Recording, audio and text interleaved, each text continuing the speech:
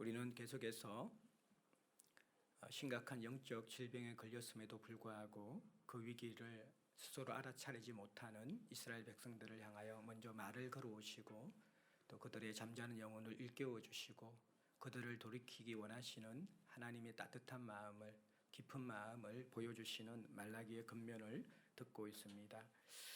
오늘은 어떻게 보면 마지막 불평일 수도 있고 또 이 백성들의 또 마지막 문제점을 하나님이 지적하시는 그 부분을 보게 됩니다. 13절에 보면 완악한 말로 하나님을 대적하고 있다, 그렇게 이야기합니다. 이것은 비슷한 부분이 우리가 2장 17절에도 보았습니다. 말로서 여호와를 괴롭게 하고 있다, 또 완악한 말로 여호와를 대적하고 있다. 비슷한 뉘앙스가 있는 부분들이죠. 다시 말해서 이스라엘 백성들의 가장 큰 영적 침체 또 죄의 핵심 가운데는 하나는 이제 물질에 대한 문제, 하나님의 우선권을 먼저 인정하지 못하는 그러한 부분들을 짚어주셨고, 또 하나는 두 번이나 반복되는 것이 불평에 대한 것들, 원망에 대한 것들, 말에 대한 죄에 대해서 하나님께서 건드려 주시는 것을 볼 수 있습니다. 11조의 문제를 건드리면서 이것은 오랫동안 조상들로부터 습관적으로 반복적으로 저질러온 죄다, 그렇게 이야기했죠. 마찬가지로 이게 여호와를 괴롭히는 말, 완악한 말, 하나님을 대적하는 마음을 품고 쏟아내는 말들, 이것도 사실은 오늘 어제 하루의 일이 아니라 아주 반복되는 습관적인 우리의 대표적인 죄 가운데 하나입니다. 하나님께서 그렇기 때문에 이스라엘이 가장 많이 저지르는 범죄, 또 우리도 영적으로 침체할 때 가장 많이 저지르는 범죄가 사실은 이 불평과 원망이 많습니다. 그러니까 모든 것을 부정적으로 보고 또 이게 가시가 덧쳐 있고 날이 서 있는 그런 말을 쏟아내는 것들, 그것이 우리가 영적으로 아프고 병들 때 일어나는 중요한 현상 가운데 하나이죠. 이것이 많이 저지르는 범죄일 뿐만 아니라 하나님은 이 부분을 너희들은 가볍게 생각하지만 나는 굉장히 심각하게 생각한다라고 하면서 두 번이나 이 짧은 말라기 서신에서 이 비슷한 범죄를 다루고 있는 것을 우리는 볼 수 있습니다. 하나님께서 13절에 너희가 완악한 말로 나를 대적하고도 이르기를, 이들이 또 이야기하기를 우리가 무슨 말로 주를 대적하였나이까, 그렇게 이야기하고 있습니다. 이건 역시 이들이 왜 이렇게 답변하냐 그러면 이들이 공적인 석상에서 또 사람들이 다 알고 들리도록 마음에 숨은 완악한 말과 불만들을 터뜨려 놓은 것이 아닙니다. 어쩌면 이런 말들은 아주 은밀한 공간, 부부와의 사적인 대화나 아니면 자기와 마음이 통하는 그러한 개인적인 그러한 사람과의 대화 속에서 드러날 것이고, 아니면 이것이 자기의 마음속의 독백처럼 그렇게 늘 되뇌고 있는 그러한 말이었을 가능성이 많다라는 것입니다. 근데 중요한 것은 공적으로 우리가 나오는 말이든 또 사적인 대화에서 있든 또 입으로 내뱉는 말이든 마음속에서만 담아있고 내뱉지는 않았지만 늘 마음속에서 되뇌이던 말이든 상관없이 하나님은 이 모든 것을 듣고 계시는 분이라는 것을 우리는 기억해야 한다라는 것이죠. 완악한 말의 내용이 무엇입니까? 14절에 보면 이는 너희가 말하기를 하나님을 섬기는 것이 헛되니 만군의 여호와 앞에서 그 명령을 지키며 슬프게 행하는 것이 무엇이 유익하리요. 지금 우리는 교만한 자가 복되다 하며 악을 행하는 자가 번성하며 하나님을 시험하는 자가 화를 면한다 함이라, 그렇게 이야기합니다. 메시지는 이렇게 번역하고 있죠. 너희는 이렇게 말했다. 하나님을 섬겨봐야 득될 게 없다. 대체 얻는 것이 무엇이란 말인가? 그분의 말씀대로 행하고 만군의 하나님 앞에서 엄숙하고 침울하게 살았는데 달라진 게 뭐지? 하지만 자기 인생을 제 마음대로 사는 자들은 행운이다. 법이란 법을 모두 어기며 살아도 잘만 산다. 하나님의 한계를 시험하는데도 그들은 별탈 없이 잘 산다. 이렇게 번역하고 있습니다. 이스라엘 불평의 핵심은요, 2장 17절과 비교해 보면요, 2장 17절은 어떻게 보면 악인을 위해 하나님 심판하지 아니하십니까? 15절 내용에 그 부분과 많이 유사합니다. 그런데 3장 여기에 조금 더 부각되어지고 드러나는 새로운 장면은 그들 안에 있는 신앙생활을 또 섬김생활을 하면서도 달라지지 않는 것에 대한 신앙생활이 무의미한 것 아닌가. 열심히 섬겨봐야 유익이 되는 것이 무엇이고 내게 남는 것이 무엇인가. 이 부분에 조금 더 부각되어서 드러나고 있는 것이죠. 하나님 섬기는 것이 참 헛되다. 평생 동안 하나님 섬겨왔고 이스라엘 백성으로 살아왔는데 야, 이거 참 헛된 것이구나. 내 삶에 뭐가 달라진 게 있지? 그 명령을 열심히 지킨다고 지켰는데 또 하나님이 회개라고 해서 또 슬픈 마음으로 그렇게 회개하면서 행하기도 했는데 그런데 나의 삶에 별로 달라진 것이 없구나. 아무런 유익이 없구나. 말씀 따라 사는 것, 하나님을 섬기며 사는 것에 어떤 유익이 있단 말인가. 이러한 자기의 신앙생활에 대한 회의들, 특별히 열심히 섬기는데도 불구하고 그 부분에 열매가 없고 원하는 것이 채워지지 않은 것에 대한 그러한 불평들을 하나님 앞에 쏟아놓는 것, 이것이 이스라엘 불평의 핵심이라 그렇게 이야기할 수가 있는 것이죠. 사실 신실한 자들도 이러한 절망을 느낄 수가 있습니다. 우리가 원래 자기중심적인 사람들이고 또 모든 것을 자기의 관점에서 바라보고 해석하는 습성이 뿌리 깊게 박혀져 있기 때문에 대부분의 사람들의 마음속에 불평이 있지요. 그런데 하나님의 은혜가 있는 사람과 하나님의 은혜가 없는 사람의 특징은 하나님의 은혜가 있는 사람은 잠시 불평하다가도 곧 돌이켜서 그러한 불평이 얼마나 잘못된 것이고 자기중심적인 생각이고 하나님과 멀어진 관점 속에서 나온 거란 고백인가를 빨리 알아차리고 대부분 돌아옵니다. 그런데 그렇지 않는 사람들, 그 마음이 병든 사람들의 불평인 경우에는 시간이 가도 돌아오지 않고 그 농도와 깊이가 더 진해지고 더 거칠어지는 경우가 많이 있다라는 것입니다. 신실한 자도 분명히 이런 절망을 느낄 수가 있고 신앙생활을 하면서 회의를 느낄 수가 있고 마음의 상처와 아픔을 경험하면서 때로는 깊은 곳에서부터 탄식과 원망과 불평이 쏟아질 수는 있습니다. 그런데 우리가 이것이 정말 우리가 습관적이고 완악한 가운데서 하는 불평인가 아니면 우리의 약함 때문에 일시적으로 잠시 하나님 앞에 불평했다가 돌아오는 것인가, 이것이 많은 차이가 있는데요. 불평하는 자들이 왜 불평하는가를 한번 점검해 볼 필요가 있습니다. 하나님 앞에 왜 완악한 말을 하고 대적하는가를 돌아볼 필요가 있다라는 것이죠. 일단은 특별히 이 본문 속에서는 섬김에 초점을 두고 있습니다. 열심히 섬겼는데 열매가 없고 열심히 섬겼는데 아무런 유익이 없다, 달라진 것이 없다라고 이야기하는 사람들, 무엇이 문제인가? 사실 말라기에서 계속해서 강조하는 것은 하나님은 변하지 아니하신다. 하나님은 너희들 한결같이 사랑하시고 이전이나 오늘이나 똑같은 기준으로 너희들을 향한 그 마음들을 가지고 있다라고 이야기했죠. 그렇다면 불평하는 자도 일단은 그 불평의 원인, 섬기면서 불평하는 원인을 자기 자신 안에서 찾아봐야 되는 것이죠. 사실 섬기면서 불평할 때는 섬기는 동기와 섬기는 자세와 섬김으로 기대하는 결과에 대한 이 세 가지 부분에서 다 어긋나거나 문제가 있을 경우가 많이 있을 수가 있습니다. 먼저는 섬김의 동기가 무엇인가? 하나님의 은혜와 사랑이 동기가 되어서 섬기게 되어지는 사람들은 그 섬기는 것 자체만 하더라도 말할 수 없는 기쁨이고 그 은혜에 못다 갚을 그런 아주 작은 부분 섬기는 것이죠. 늘 울어도 눈물로서 못 갚을 줄 알아. 못 받게 드릴 것 없어서 이 몸 바칩니다.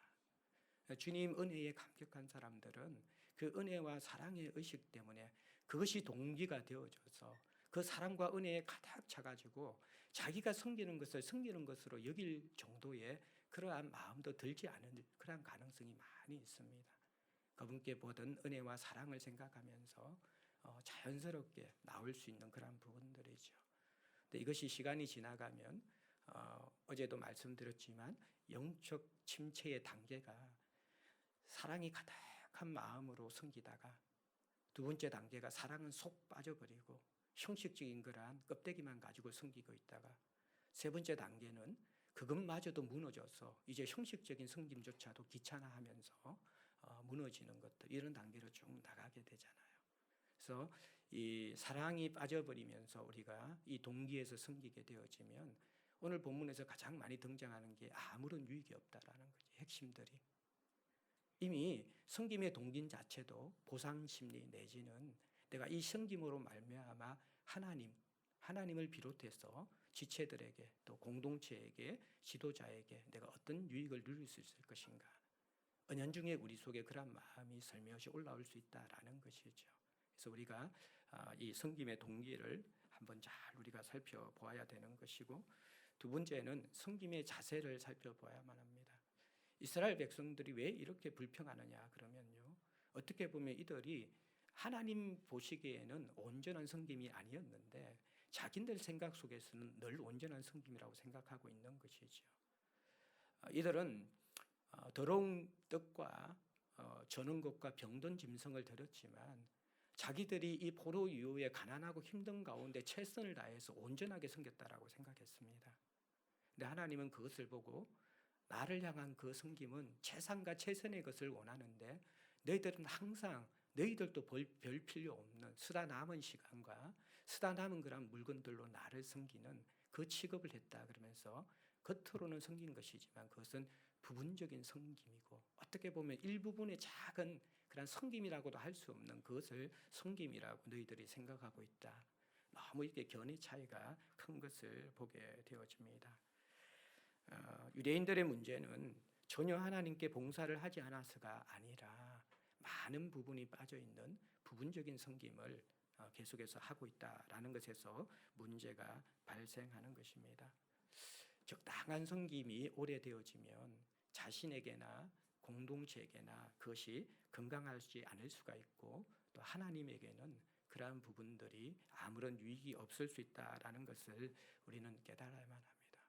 사실은 이게 앞에 부분하고 연결되는 건데 사랑과 은혜로 섬기는 사람은 온전한 섬김을 해도 항상 부족하다라고 생각을 하고 자기 의와 보상 심리에 의해서 섬기는 사람은 부분적으로 섬겨도 그것을 많은 것을 섬겼다고 하면서 그것을 알아주지 않을 때 마음에 시험이 들고 상처를 입는 경우가 많이 있다라는 것입니다. 이스라엘 백성들의 문제는 부분적인 것, 그것도 흠이 많고 자기 의가 가득 드러난 그 섬김을 하면서도 자기 상황 속에서는 가난하고 힘든데 최선의 것 모든 것을 드렸다는 그 생각이 가득 박혀져 있었던 것이죠. 그래서 그 부분에 대한 자기 의를 내려놓지 못했기 때문에 하나님을 향한 섭섭함을 가지고 있는 것을 우리는 볼 수가 있습니다. 그리고 또 하나 이 불평하는 자가 점검해야 될 것은 섬김의 결과, 기대에 대해서 문제가 있기 때문입니다. 우리는 사실 아무리 열심히 섬겨도 하나님 사랑과 은혜에 가득 차서 그리고 우리의 몸을 전체를 들여서 우리의 삶을 전체를 들여서 온전한 섬김을 하더라도 이 땅에서 아무런 보상을 받지 못할 수도 있습니다. 고린도전서 15장 19절에 바울은 이렇게 고백합니다. 만일 그리스도 안에서 우리의 바라는 것이 다만 이 생뿐이면 모든 사람 가운데 우리가 더욱 불쌍한 자리라. 무엇입니까? 사실 우리는 부활의 소망을 가지고 이 생이 아닌 내생을 기다리며 살아가는 사람들입니다. 하나님은 우리에게 주시는 그 갚으시는 때가 현재라면 현재의 하나님께서 충분하게 풍족하게 보상해 주실 것입니다. 하나님의 때가 이때가 아니라 내세라면 오히려 그때 하나님께서 복을 주실 것입니다. 그런데 이 땅이 아니라 하나님 나라의 상급이 있는 자는 오히려 성경은 더 복된 자라고 이야기합니다.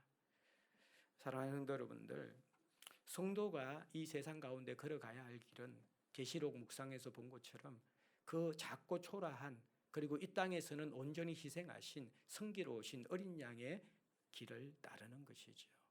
그 길을 따르면서 그 보상은 이 땅에서 있을 수도 있고 없을 수도 있는 것입니다. 제가 오래전에 읽었던 닥터 홀의 조선회상이라는 책이 이 말씀을 묵상하면서 생각이 났습니다. 쇼도홀, 닥터홀, 이 쇼도홀 일가가 어려운 선교사들이죠.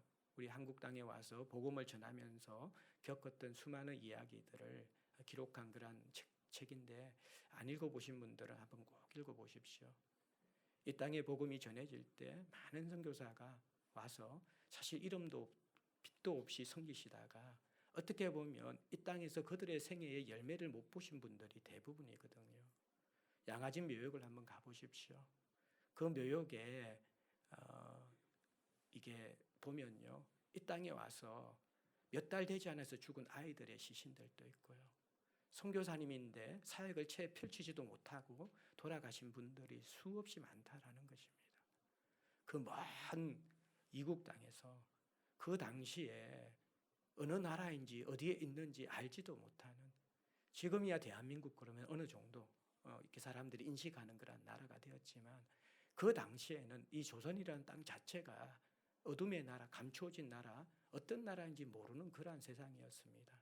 그것에 오셔서 선교사님들이 와서 풍토병에 걸려서 아이를 잃고 얼마 지나지 않아서 아내를 잃고 대부분이 그렇게 이 젊어서 얼마 사역하지 못하다가 돌아가신 분들이 부지기수라는 것입니다. 그러면 그분들의 인생은 무엇입니까? 실패한 인생입니까? 저주받은 인생입니까? 하나님이 그들의 사역을 용납하지 않으시고 버린 인생이십니까? 아니라는 것이죠. 사실은 그들의 시간이 길든 짧든, 그리고 그들이 이 땅에서 열매를 보았든 보지 않았든 사실은 하나님께 더 귀하게 생각하는 것은 순교자의 피인 것이죠. 이 땅에서 자신의 삶을 들었지만 그 열매를 보지 못하고 하나님 앞에 부름을 받은 사람들, 그러나 그들의 피와 그들의 눈물과 그들의 사랑의 수고가 차곡차곡 쌓이면서 그것이 복음이 발화되어지는 양분이 되어지고 그리스도의 사랑이 스며드는 그러한 그리스도의 보혈처럼 이 땅을 적시는 그러한 부흥의 원동력이 된 것이 그들의 희생이라는 것을 보게 되는 것이죠.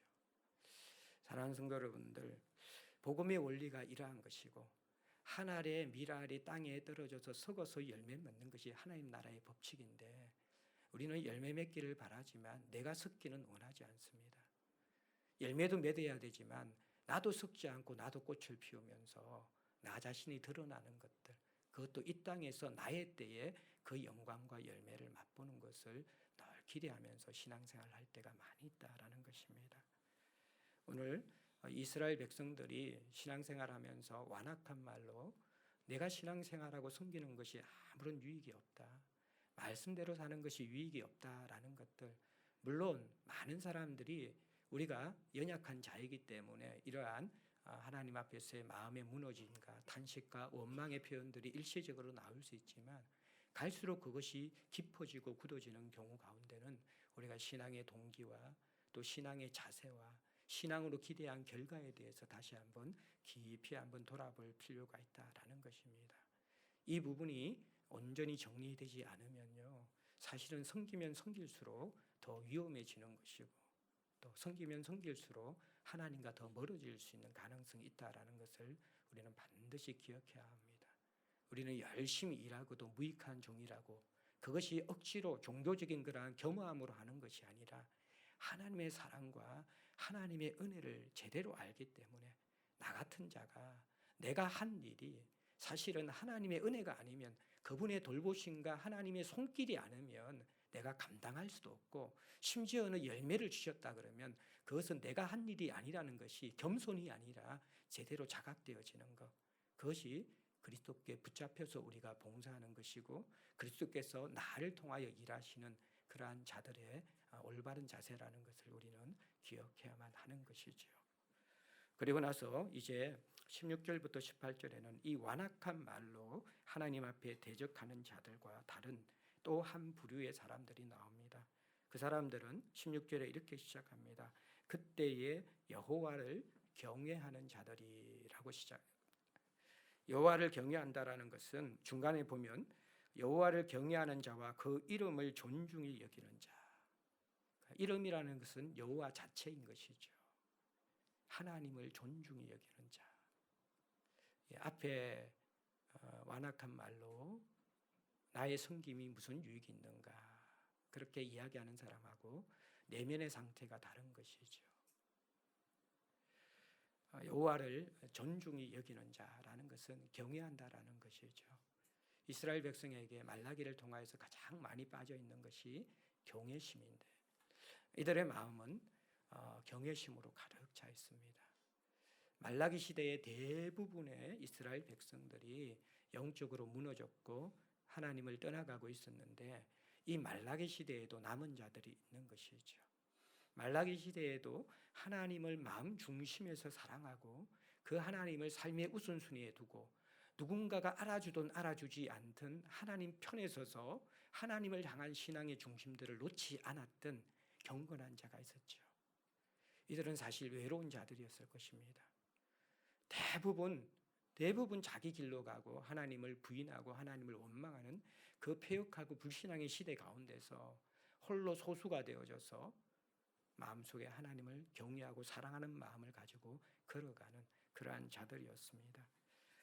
이들이 이러한 대화를 한다라는 모습을 보여줍니다.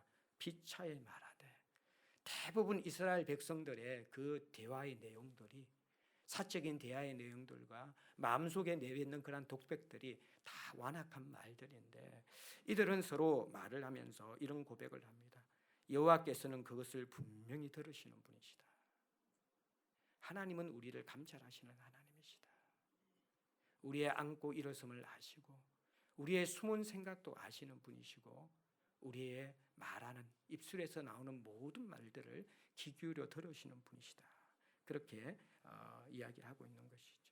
여호와는 길을 곤두세우시면서 우리의 모든 대화들을 경청하시는 분이다. 삶의 전체를 감찰하는 분이시다. 그렇게 그 여호와에 대한 인식을 가지고 있습니다. 완악한 자들은 그 의식이 없거든요. 하나님이 내 말을 듣는다는 그 의식이 없기 때문에 늘 함부로 말을 내뱉습니다. 그러나 경외하는 자, 경건한 자들은요, 삶의 모든 부분이 하나님 앞에 있다는 그 의식을 가지고 살아가기 때문에 나의 입술의 모든 말뿐만 아니라 마음의 묵상까지도 하나님께 연락되기를 원하면서 내 입술에 파수꾼을 세워달라고 기도하면서 그 생각에서부터 나오는 그 뿌리에서부터 하나님의 통치를 받기 위해서 몸부림치는 자들이 여호와를 경외하는 자들이죠. 그래서 그들은 마음의 생각을 아시고 내 입술에서 나오는 그 모든 말을 내 신음까지도 귀 기울여 들으시는 그 하나님을 늘 목도하면서 신앙생활을 했기 때문에 귀를 기울이시고 들으시는 하나님이다. 그렇게 이야기를 하고 있습니다. 분명히 들으시는 그 여호와께서 여호와를 경외하는 자와 그 이름을 존중히 여기는 자를 위하여 여호와 앞에 있는 기념책에 기록하셨느니라. 여호와 앞에 기념책이 있습니다. 이 기념책은 이 땅의 모든 우리들의 말과 행실이 기록되어져 있는 기념책인 것 같아요. 그래서 여호와께서 그것을 다 들으시고 그 앞에 기록해 놓는데 특별히 그 앞에서 항상 바라보시는 그 기록들이 뭐냐 그러면 이 여호와를 경외하는 자들의 말이라는 것입니다. 그들의 행실이라는 것입니다. 아마 이들은 앞부분의 완악한 말과 전혀 다른 은혜로운 말, 하나님을 찬양하는 말, 지체들을 세우는 말, 따뜻하게 사람을 살리는 말들을 했던 사람들일 것입니다. 그것이 여호와의 기념책 앞에 다 펼쳐져서 여러분들 하나님께서 그것을 바라보고 계신다라는 것입니다. 물론 또 이곳에는 또 더 깊이 생각하면 완악한 말도 기록되어져 있을 수가 있습니다. 마태복음 12장 36절 37절에 우리의 대화를 다 듣고 계시고 거기에 따라서 심판이 있다라는 것을 이렇게 말씀하고 계시죠. 내가 너희에게 이르노니 사람이 무슨 무익한 말을 하든지 심판날에 이에 대하여 신문을 받으리니 네 말로 의롭다함을 받고 네 말로 정죄함을 받으리라. 우리의 말에 대해서 의롭다함을 받을 사람이 있고 우리의 말에 대해서 정죄함을 받을 사람이 있다라고 그렇게 분명하게 말씀해 주고 있는 것이죠. 그래서 이 기념책을 다 펼쳐놔놓고 우리가 정말 우리의 죄성들과 자기 본성을 깨트리고 때로는 다른 사람의 허물을 덮어주기 위해서 내가 희생하고 사람들의 약함을 감춰주기 위해서 또 우리가 그들을 따뜻한 말로 위로하고 이런 그 모든 것들이 여호와의 기념책 앞에 기록되어져 있어서 하나님이 그것을 보시면서 우리를 날 기억하시면서 참 기쁨에 이기지 못하는 그 얼굴을 가지고서 우리를 바라보고 계신다. 그 의미로서 여호와 앞에 있는 기념책이다. 항상 펼쳐져 있는 기념책이다. 그렇게 우리에게 보여주고 있는 것이죠. 반면에 또 우리가 지체를 상하게 하고 하나님을 아프게 하고 이러한 말들이 기록된 가운데서는 그것을 항상 기억하시면서 그 완악한 말, 주를 대적하는 그 사람에 대해서 하나님께서 또한 심판을 예정하시고 또 바라보신다라는 그러한 부정적인 의미가 되기도 합니다. 네, 어쨌든 이 16절부터 18절의 전반적인 것은 경외하는 자들에 대한 축복과 연관되어진 말씀입니다. 17절 말씀에 보면 만군의 여호와가 이르노라 나는 내가 정한 날에 그들을 나의 특별한 소유로 삼을 것이고 또 사람이 자기를 섬기는 아들을 섬긴 같이 내가 그들을 아끼리니. 자, 여호와 앞에 있는 기념책에 기록할 뿐만 아니라 내가 정한 날에, 이게 굉장히 중요한 단어거든요. 결국에는 불평이라는 것은 하나님이 우리에게 보상하는 날을 하나님이 정한 날이 아니라 내가 정한 날을 고정하고 그 기준으로 하나님 앞에 요구하기 때문에 우리에게 불평이 생기는 것이죠. 하나님은 반드시 우리에게 보상해 주시는데 그 보상은 하나님이 정하신 날, 내가 정한 날에라는 것이 이 부분이 굉장히 중요한 것입니다. 결국 신앙의 성숙과 미성숙의 차이는 인내에 있습니다. 오래 참음에 있습니다. 우리가 한번 이렇게 반짝하면서 불받아서 뜨겁게 섬기는 것은 사실은 누구나 할 수 있는 것입니다. 젊을 때 열정으로도 할 수가 있고요. 한번 감동받아서 와락 그러면서 우리 것을 쏟아붓는 그런 섬김들은 사실은 그것이 어려운 것이 아닙니다. 신앙생활에 어려운 것은 큰 변화 없이 지지부단한 인생을 계속해서 살아가는데 약속은 더디되고 현실은 변하지 않는데 그럼에도 불구하고 내가 현실을 보지 않고 더디되는 그 약속의 그 시간들에 대해서 우리가 실족하지 아니하고 오랜 시간을 믿음을 가지고 견뎌내고 기쁨으로 오래 참을 수 있는 그 능력이 어떻게 보면 신앙의 진수를 만드는 제대로 된 하나님의 형상을 담는 사람을 만드는 그러한 하나님께서 요구하시는 신앙의 자질인 것이죠. 이들은 내가 정한 때가 아니라 하나님이 정한 때를 기다리고 있는 사람입니다. 그래서 그 시간을 기다리기 위해서 인내하고 하나님 앞에 머물고 세상 가운데 실족하고 힘들어질 때 다시 기도의 자리에 나오고 또 현실 가운데서 낙심되어지고 삶이 흔들리고 시선이 흐트러지게 되어질 때 다시 진리의 말씀을 붙잡고 우리가 함께 영적 이 마음의 가치관의 전쟁과 생각의 전쟁을 치르면서 우리의 높아진 생각을 또 무너뜨리면서 주님 앞에 굴복시키면서 주님의 때를 기다리는 것이죠. 어떻게 보면 이 과정이 내가 정한 때를 기다리는 이 과정이 성도들을 성숙시키는 과정의 열매일 수도 있다라는 것입니다.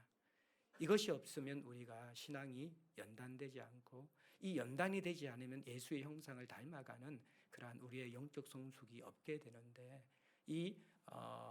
이들이 스스로 고백하는 것이 무엇입니까? 여호와를 경외하는 자들은 하나님의 정한 때가 있다라는 것을 잘 알고 있습니다. 그래서 내가 정한 때를 고집하지 않는 사람들입니다. 저도 목회하면서 많이 시험에 들 수 있는 상황들이 있고 부대낄 수 있는 상황이 있고 또 마음속에 불평과 원망이 쏟아질 상황이 있는데 그 대부분이 뭐냐 그러면 내가 정한 때를 고집하는 것입니다. 내가 원하는 방식을 고집하는 것도 문제가 있지만요. 내가 정한 때를 고집하게 되어질 때에 그것이 하나님의 때가 되지 않을 수가 있고 또 공동체의 때가 아닐 수가 있거든요. 그때 여러분들 서로가 부대껴지고 큰 문제가 될 때가 있습니다. 정말 죽고 사는 문제, 진리의 문제가 아닌 다음에는 우리가 하나님의 때를 기다려야 되는 것이죠. 하나님의 때에 우리의 삶을 얼라인하고 그게 맞춰서 살아가야 되는 것이죠. 그때 하나님께서는 이들을 특별한 소유로 삼을 것이다. 우리 성도 모두가 특별한 소유인데 특별히 하나님을 경외하는 자들을 나는 특별한 소유로 삼을 것인데 어떻게 이야기합니까? 또 사람을 자기를 섬기는 아들을 아낀 같이 내가 그들을 아끼리라. 부모의 마음을 알아서 그 부모를 섬기는 아들을 부모가 얼마나 아끼겠느냐. 그런 것처럼 나를 경외하는 나에 대해서 정말 이 믿음을 가지고 하나님의 때를 기다리면서 범죄하지 아니하고 하나님을 향하여서 순종하며 정말 신실한 믿음을 가지고 그리스도께서 허락하신 사랑을 가지고 살아가는 이들을 얼마나 내가 기뻐하면서 그 아들을 아낌 같은 그런 축복을 주고 싶어하는 마음이 내게 없겠느냐. 그렇게 하나님의 속마음을 덜추어내시는 것이죠. 물론 하나님은 이렇게 말라기 시대 이스라엘 백성처럼 끊임없이 반역하고 거절하는 백성들도 포기하지 못하시는 미련이 많으신 하나님이십니다. 그렇지만 그 하나님은 미련이 많으시지만 여호와를 경외하는 자들을 더 특별히 사랑할 수밖에 없는 또 그런 하나님이라는 것을 또 이 부분에 표현하고 있는 것이죠. 어제 제가 이제 조금 메시지를 일찍 준비하고 좀 저녁 늦게 이제 밥을 먹으러 들어갔는데 가연이가 이제 설거지를 깨끗이 해놓고 또 본인이 이제 알바하러 이렇게 갔더라고요. 아내가 또 이제 씻고 나와서 설거지를 한 걸 보면서 아내도 몸이 지금 많이 안 좋은 상태고 저도 이런 상태인데 물론 뭐 어떻게 보면 자식이 설거지하는 게 당연하겠지만 근데 이렇게 다 해놔놓고 이렇게 깨끗하게 식탁이 정리된 걸 바라보면서 아내가 굉장히 흐뭇해하면서 그렇게 하더라고요. 어떻게 보면 이게 참 이게 부모들이 시키지 않았는데도 자식들이 그런 마음을 가질 때 느끼는 따뜻함인데 하나님이 이 여호와를 경외하는 자들을 보면서 너무 기쁨에 겨워서 이기지 못하는 사랑스러워서 어쩔 줄 몰라 하는 그러한 표현을 우리에게 해주고 있습니다. 그러면서 18절 마지막에는 그때 너희가 돌아와서 의인과 악인을 분별하고 하나님을 섬기는 자와 섬기지 아니하는 자를 분별하리라. 그러면서 이 백성에 대한 그러한 모든 신앙을 마지막 지적하면서 이들은 왜 하나님이 의인과 악인을 분별하지 않습니까? 왜 하나님께서 진실로 섬기는 자들에게 보상을 해주지 않습니까? 왜 섬기지 아니하는 자들의 인생이 더 번성합니까? 그렇게 이야기하는 이들에게 뭐라고 이야기하냐 그러면 분명히 하나님이 하나님이 이것을 분명히 분별할 때가 있는데 너희들도 이 상황을 선명하게 이제 보게 될 것이다. 그때가 그렇게 멀지 않았다라고 이야기하시면서 우리가 이 땅의 현실과 자신의 정한 때에 마음을 몰두하고 살아가는 것이 아니라 하나님이 반드시 선악간에 심판하실 것이고 은밀한 가운데 행하신 것을 하나도 잊어버린 것 없이 갚아주실 것이고 또 은밀하게 행한 우리의 깊은 죄악들도 하나도 주님께서 기억하지 못함 없이 또 심판날에 그 부분들을 들추어내실 것이다. 그렇게 분명하게 말씀하고 계시는 것이죠. 사랑하는 성도 여러분들, 우리의 숨어있는 영적 상태는 언젠가는 분명히 드러나게 되어져 있습니다. 감춰줄 수가 없습니다. 결국에는 이것이 물질적인 문제에서 드러나고 또 우리의 언어 생활에서 대표적으로 드러난다라고 말라기 선지자는 이야기하고 있습니다. 은밀히 행하기에 아무도 모르고 별 문제 없다고 여기는 것이 이스라엘 백성들의 영성이었습니다. 그러나 하나님은 다 알고 계신다라고 이야기하고 있습니다. 우리의 마음에 어떤 생각을 품고 있는지, 우리가 어떤 말을 하면서 신앙생활을 하고 있는지, 그것이 작은 것 같지만 그 깊은 곳에서는 하나님과 맞닿아져 있는 우리의 영적 생명이 그 안에 있다라는 것을 우리가 민감하게 깨달아야 되는 것이죠. 그래서 우리가 영혼을 일깨워서 하나님 우리가 그냥 흉내내는 신앙생활, 자기 유익을 구하는 신앙생활이 아니라 내가 하나님을 사랑하고 하나님께 맞닿아 있기 때문에 무엇이 중에라도 우리의 입에서 우리의 생각에서 우리의 삶의 순간순간에서 하나님을 경외하는 모습 그리고 하나님을 사랑하는 자들 또 하나님께서 사랑하시는 사람을 향하여서 우리도 동일하게 사랑하고 그것을 말로서 작은 행동으로서 표현할 수 있는 것이 시간이 가면 갈수록 훈련되어지고 내 삶에 배워질 수 있는 그러한 것들을 갈망하고 소망하면서 살아가야 되는 것이죠. 우리의 입술의 모든 말과 마음의 묵상이 주께 연락되어지는 그러한 한 해가 될 수 있기를 주의 이름으로 간절히 축복합니다.